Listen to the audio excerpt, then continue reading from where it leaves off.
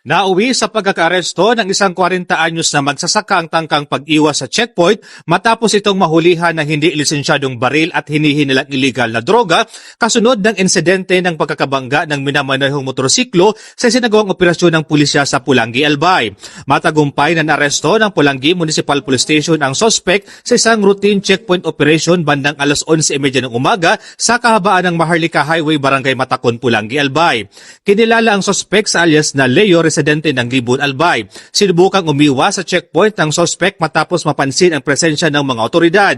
Sa sinagawang standard verification, hiniling sa kanya na ipakita ang lisensya sa pagmamaneho o anumang valid na pagkakakilanlan. Gayunman, nang siyasatin ang dala nitong itim na body bag, natuklasan ng isang pulis ang isang caliber 38 revolver.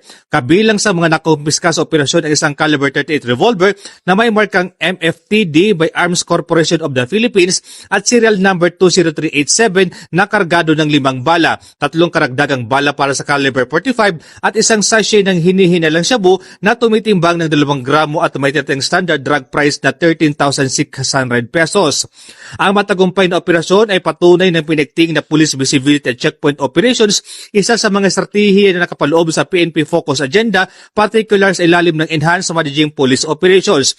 Bahagi rito ng mas malawak na Safer Cities Initiative na layuning palakasin ang presensya ng pulisya sa mga strategic lugar upang maiwasan ang kriminalidad at mapanatili ang kaligtasan ng publiko. Mula dito sa Bicol Region, ako po si Police Staff Sergeant Merculito P. Luventino Jr. Nag-uulat para sa Police News Network, Bagong PNP, para sa Bagong Pilipinas, serbisyong mabilis, tapat at nararamdaman.